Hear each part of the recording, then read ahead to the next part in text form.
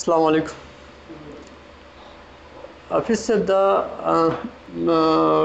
د یوټیوب ملګرو ته او ټولو مینوالو ته دا کتاب ډالۍ دی طاهر صاحب د اړخه کوم چې په یونیورسټي بک ایجنسی کې کار کوي او پېښور پوهنتون کې هم دی.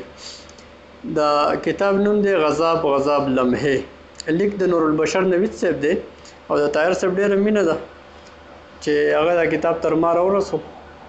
د دې کتاب ټول حقونه چې دی هغه د پښتون افغان په نوم دي او د نور البشر نوید صاحب دا یو ډېر اهم دغه دی. اکثر خلک وایي مصنفین وایي چې د دې ټول حقونه چې دی هغه ما سره محفوظ دي او دی وایي چې زما د کتاب ټول حقونه چې دی هغه د پښتون افغان په نوم دي.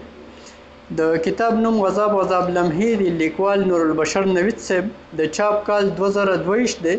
ترتیب او انتخاب شاه منصور نوید صاحب کړی دی. کمپوزنګ چې دی نو هغه تنویر اقبال کړی دی، الشمس پرنٹ پوینټ مردان والا. ټایټل ورته غفار جان کاکړ صاحب کړی دی. کیلیګرافي چې دی نو هغه اعزاز علي خان ګوهر صاحب کړی ده. اهتمام جوهر لونګین صاحب کړی دی او درک چې دی نو هغه یونیورسټي بک ایجنسی خیبر بازار پېښور او پېښور پوهنتون نه به میلاویږي. د دې کتاب یو غزل زه تاسو سره شریک کوم.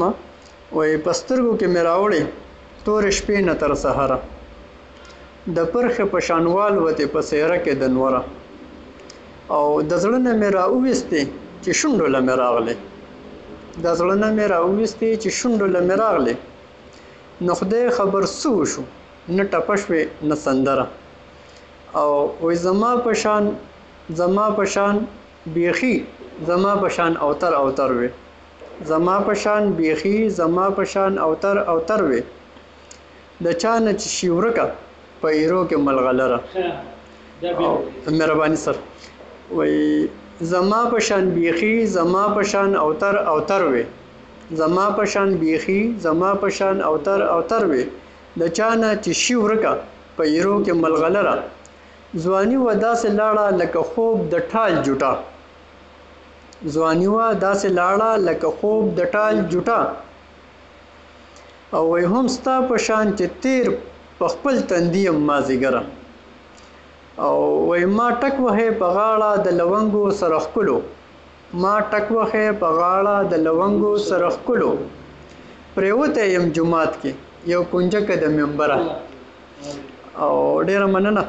وایي ای چېرته ورک شوې لاړې د خرفونو جادوګره، ای چېرته ورک شوې لاړې د خرفونو جادوګره، نارې درته وهمه و بشره و بشره.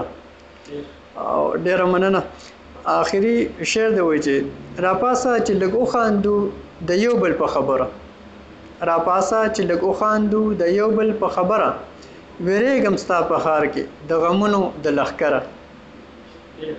ډېره مننه ډېره مننه. خوشحاله او آباد اوسئ. الله په امان.